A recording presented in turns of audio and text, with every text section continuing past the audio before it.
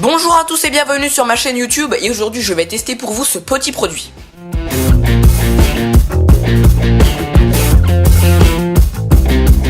Si vous vous souvenez bien et que vous êtes observateur, vous avez pu remarquer que j'avais aussi testé cette enceinte Bluetooth qui était de la marque Forcit, je vous mets le lien dans la description. Aujourd'hui on ne va pas parler de mon enceinte Bluetooth mais de ce support pour téléphone qui se pose sur le guidon de vélo. Comme d'habitude dans mes vidéos de déballage, je vais faire le tour de la boîte et après je vais déballer le produit. Sur ce côté de la boîte, en haut, on a la marque du produit, donc qui est Forcit. Après, on a le dessin du produit et on a quelques petites informations pour contacter le vendeur du produit. Ici, on a totalement la même chose, sauf qu'on nous rajoute le dessin du téléphone. Ici, on a encore une fois la même chose et là, c'est pareil. Voilà.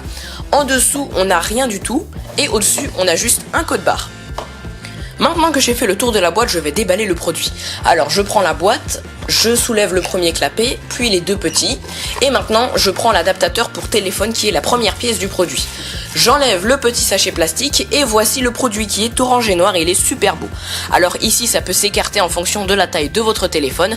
Ici, on a un petit film plastique que je vais enlever tout de suite. Tada! Et voilà, il est super brillant et super beau, c'est génial. Ici, on a les 4 petites encoches pour mettre la deuxième pièce du produit. Ici, on a une petite étiquette de garantie et c'est tout ce qu'on a. Et maintenant, je vais sortir la deuxième pièce. Alors, voici la deuxième pièce qui est un peu plus moche que la première, mais c'est pas grave. J'enlève le sachet plastique et voici le produit. Alors, il est très résistant, assez rigide aussi.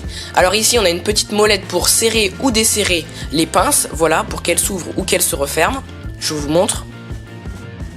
Voilà, les pinces sont écartées au maximum et maintenant je vais les refermer pour voir quel est le minimum.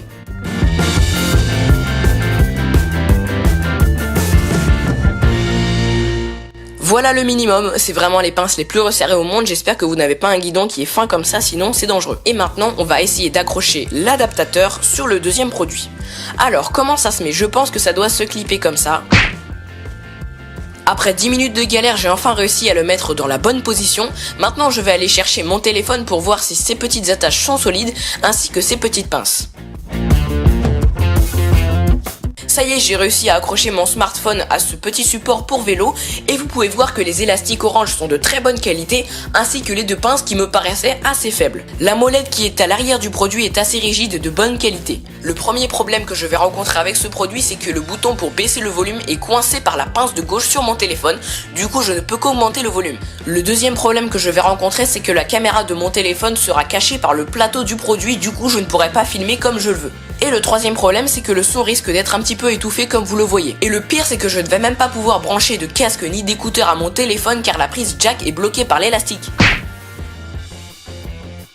Ah oui, je suis aussi parti chercher sur Amazon des photos du produit quand il est posé sur un vélo et je vous montre tout ça.